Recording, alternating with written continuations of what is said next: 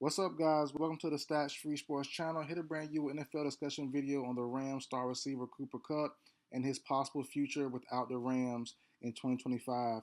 Let's get into it, man. So, as you know, the Rams lost to the Eagles yesterday. Well, 2 days ago now. I'm doing this video Monday night. You'll hear it Tuesday, hopefully. But Kupp after the game basically said his time in LA could be done. He had ups and downs throughout the year, you know. And it's funny because his complaints, and it's not to say they're not real, but they're real to him from his POV.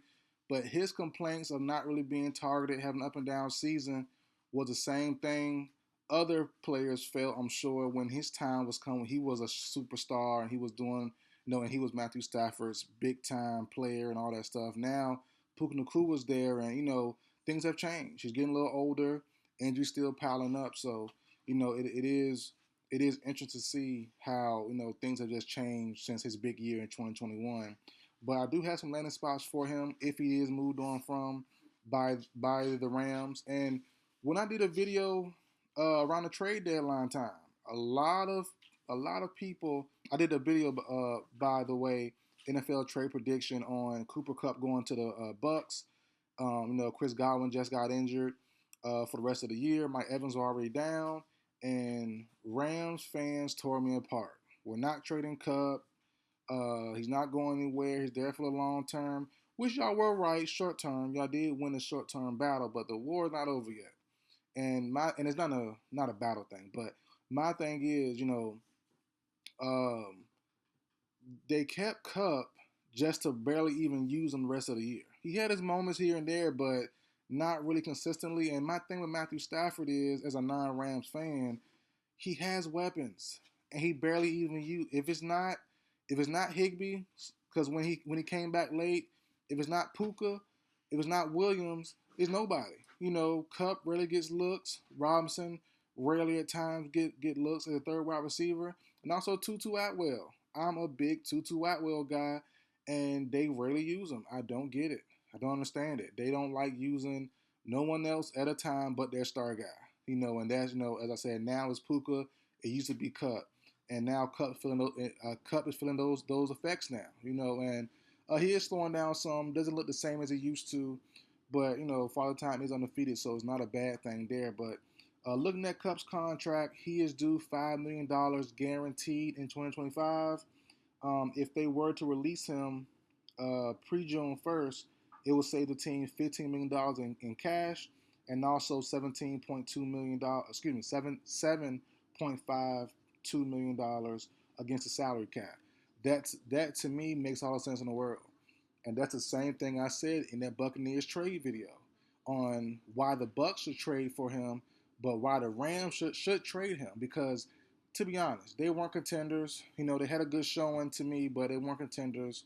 They could have got hot like any other team. I understand that, but I didn't believe in them. But now Kupp, they can lose him for nothing. And I said back then a third and a fourth, third and a fifth made sense for Kupp. Now they could cut him and have nothing back for him. So, but going on to some landing spots for Cooper Kupp, if he is moved on from by the Los Angeles Rams, the Buccaneers. I'm doubling down. The Buccaneers make sense. If Chris Godwin returns, obviously that probably won't happen. Excuse me. If Godwin returns, Kupp probably won't happen. I should say it that way, more clear. But I think Godwin goes elsewhere. I have a prediction video on that coming very soon. Thumbnail made, notes already made, everything laid out. Just didn't make the video yet. But I have Chris Godwin going somewhere else, going to the AFC. So I think you bring in Kupp on a decent deal. You have Mike Evans still, and you have Jalen McMillan going to his second year. Kate Otten had a great year last year. You have Bucky Irvin still. That's a pretty good roster right there. A good receiving core. Need some depth still. You have some guys that showed improved this past season while guys were down and injured. But bring them back or even upgrade some of those guys. But Kupp to the Buccaneers make a lot of sense still. They have the cap space. They have the need as well, especially if Godwin doesn't return. So look out for the Buccaneers. Next up, Pittsburgh Steelers. Now, I wouldn't have them as a need, or have them as a fit, because I still believe in Roman Wilson. If you don't know who he is, he was a rookie wide receiver from Michigan. He was on my favorite list to win Rookie of the Year this year, with Fields and or Russell Wilson as starting quarterback. I believed in him a lot. He got no playing time. I didn't think he saw the game at all.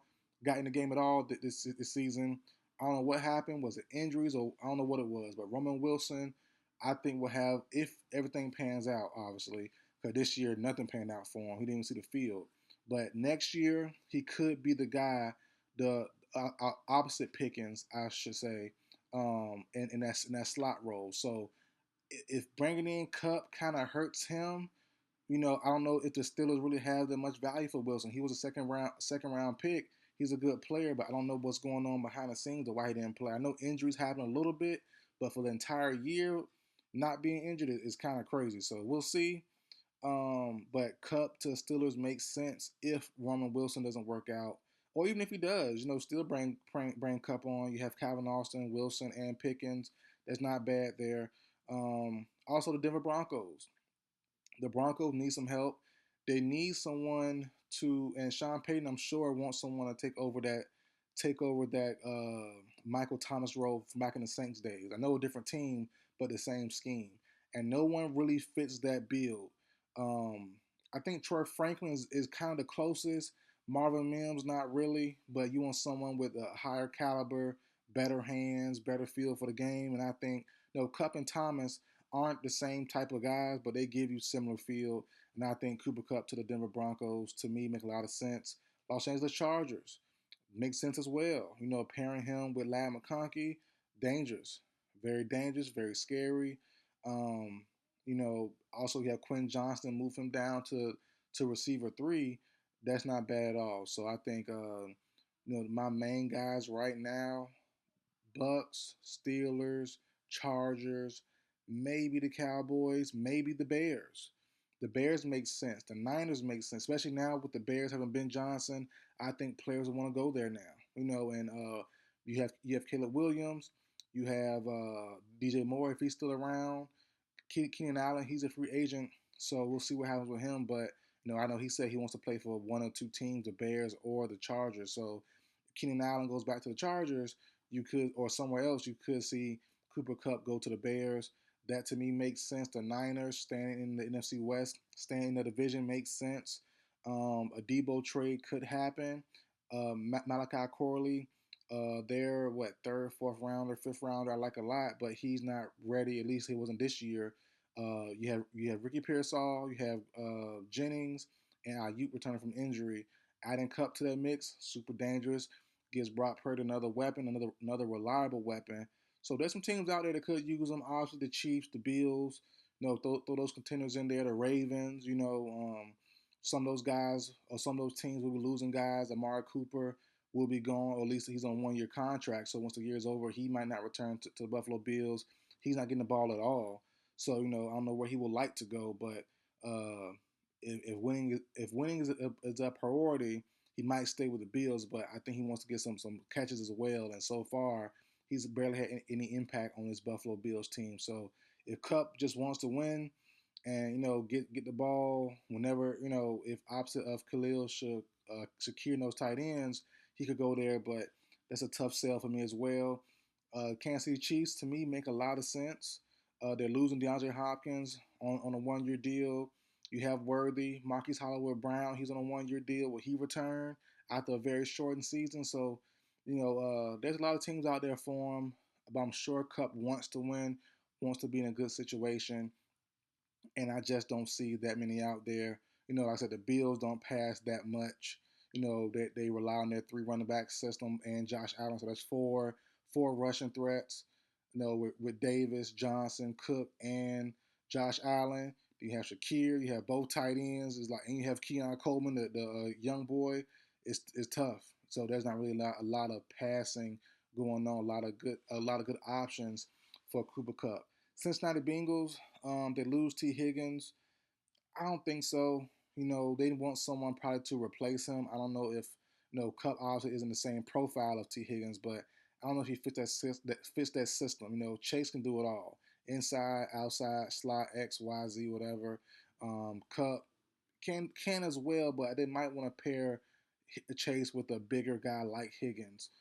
If not just Higgins, or not if not they just keep Higgins. So but we'll see. But those are my teams. It's a long list right now, but sure to narrow down as the season goes on. But that's it for video, guys. Like, share, comment, subscribe. I will see you guys next time.